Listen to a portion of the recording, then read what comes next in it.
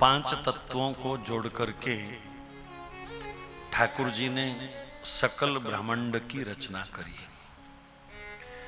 जो दिख रहा है, जो नहीं दिख रहा, सब पांच वस्तुओं से बना है। क्षिति जल पावक गगन समीरा, आकाश है, अग्नि है, जल है, वायु है, मिट्टी है। छठी कोई वस्तु नहीं है। जरा इनकी कुशलता देखिए, इनकी कारीगरी देखिए। पांच तत्वों से कितना कुछ बना दिया। इन्हीं पांच तत्वों से संपूर्ण ब्रह्मांड की रचना हुई। इन्हीं पांच तत्वों से इस शरीर की रचना हुई। यथा पिंडे तथा ब्रह्मंडे, पिंड और ब्रह्मांड की रचना एक ही विधि से हुई है। करोड़ों करोड़ों ब्रह्मांड हैं और हमारे इस छोटे से शरीर में भी करोड़ों करोड़ों नाड़ियां हैं, अंग हैं, उप अंग हैं। कुछ एक्स्ट्रा पार्ट्स भी ठाकुर जी ने डाले हुए हैं। कोई एक आध खराब हो जाए तो दाएं बाएं करके उसको फिर चलाया जा सके। अनंत अनंत पूरी पृथ्वी का 1.5 चक्कर लग जाए इतनी नाड़ियां हैं हमारे शरीर के अंदर, कल्पनातीत। लेकिन व्यास जी मंगलाचरण में कह रहे हैं इतना कुछ बनाया पर सब मिथ्या, मृषा, सब कल्पना, सब झूठ।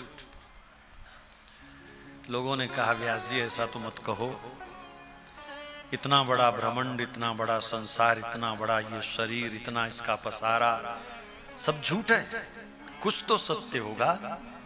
बोले हाँ, एक सत्य है अगर मानो तो। क्या? बोले इस मृषा संसार के प्रत्येक कण में ठाकुर जी सम्राट बनकर के विराजमान है, मालिक बनकर के बैठे हुए हैं। इस कथन के माध्यम से श्री व्यास भगवान हमको संसार कैसे देखना चाहिए वो दृष्टिकोण प्रदान कर रहे हैं। हम लोग पदार्थों को देखते हैं, पांच तत्वों को देखते हैं, लेकिन उनमें छिपे हुए भगवान को कोई बिरला ही देख पाता है। जबकि सत्य सिर्फ वही तत्व है, वो जो सम्राट बन करके बैठा है।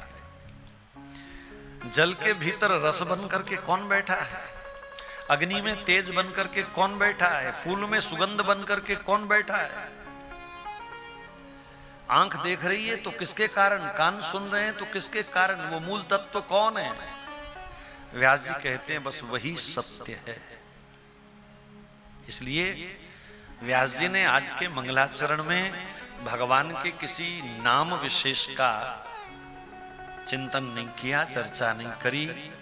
कृष्णम परम धीमहि, रामम परम धीमहि, दुर्गाम पराम धीमहि ना कह करके सत्यम परम धीमहि।